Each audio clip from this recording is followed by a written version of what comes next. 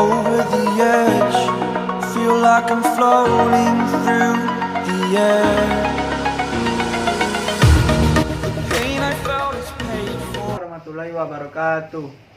Nama saya Muhammad Dimas Fariansyah, NIM 052, ingin menjelaskan materi pengertian ekspor dan impor.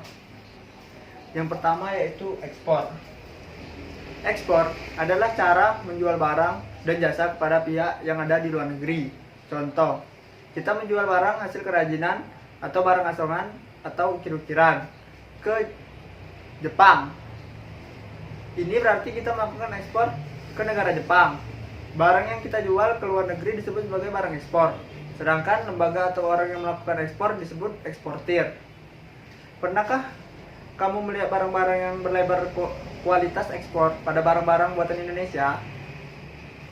Ini artinya bahwa barang-barang tersebut dapat dijual ke luar negeri karena kualitasnya bagus. Tidak semua barang produksi dalam negeri bisa dijual ke luar negeri.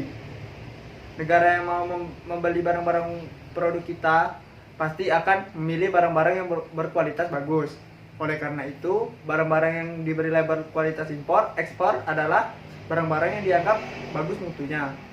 Jika suatu negara mengadakan ekspor, maka pemerintah akan memperoleh pendapatan berupa devisa.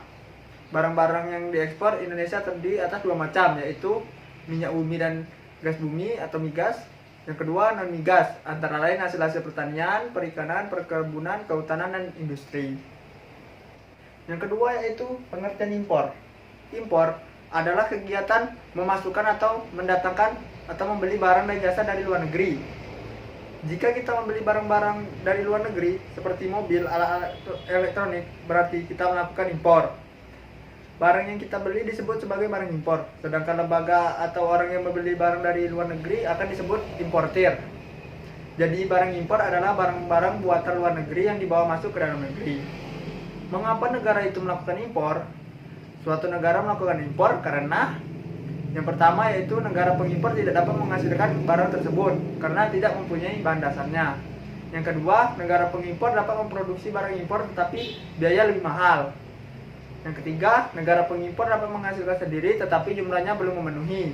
Contoh, kita mengimpor beras dari Thailand sebab kebutuhan beras dalam negeri belum mencukupi. Oleh karena itu, selain mengekspor barang-barang ke luar negeri, Indonesia juga mengimpor barang-barang dari luar negeri. Dalam upaya melindungi industri dalam negeri, pemerintah melakukan pembatasan impor. Pembatasan impor akan mengakibatkan hal-hal sebagai berikut. Yang pertama, dapat mengurangi ketergantungan produk luar negeri dan merangsang untuk meningkatkan produksi dalam negeri. Yang kedua, menanamkan rasa bangga dan mencintai produksi dalam negeri. Yang ketiga, mendorong industri dalam negeri untuk maju dan berkembang sebab saingan barang-barang dari luar negeri terbatas. Yang terakhir yaitu dapat menciptakan lapangan kerja dan menekan angka pengangguran dalam negeri. Itulah yang dapat Bapak sampaikan. Lebih dan kurangnya mohon maaf. Saya akhiri. Wassalamualaikum warahmatullahi wabarakatuh.